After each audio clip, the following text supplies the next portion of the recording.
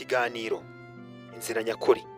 Ikiganiro inzira nyakuri ni ikiganiro mutegurirwa na Nkurunziza Giovannis. Ikiganiro kigaruka ku mateka y'ibyaranze abasekuruza ba kera kugeza aya magingo. Njye ndi Giovannis Nkurunziza, mbahaye ikaze. Uyu munsi turagaruka kuki? Uyu munsi turagaruka ku masekuruza ya Yesu. Amasekuruza ya Yesu Kristo mwene Dawidi mwene Aburahamu ngaya. Aburahamu yabyaye Isaka, Isaka yabyaye Yakobo, Yakobo yabyaye Yuda, Yuda na bene se, Yuda yabyaye Peresi, Peresi na Zira kuri Tamari, Peresi yabyaye Hesironi, Hesironi yabyaye Ramu, Ramu yabyaye Nahasasoni, Nahasasoni yabyaye Salomoni, Salomoni yabyaye Bowazi kuri Rabu, Bowazi yabyaye Obedi kuri Rusi, Obedi yabyaye Yesayi, Yesayi yabyaye umwami Dawidi.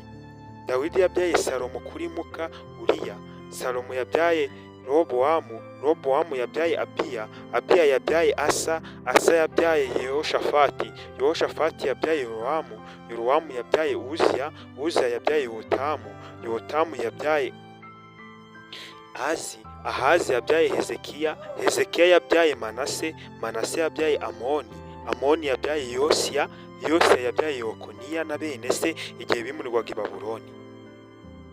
Bamaze kwimurirwa i Babuloni, Yekoniya yabyaye Shaluteri, Shaluteri yabyaye Zebabari, Zebabari yabyaye Abihudi, Abihudi yabyaye Eliyakimu, Eliyakimu yabyaye Azori, Azori yabyaye Sadoki, Sadoki yabyaye Akimu, Akimu yabyaye Eliyahudi, Eliyahudi yabyaye Eliyazari, Eliyazari yabyaye Matani, Matani yabyaye Yakobo, Yakobo yabyaye Yosefu, umugabo wa Mariya ari we nyina wa Yesu Kristo witwaga Mariya.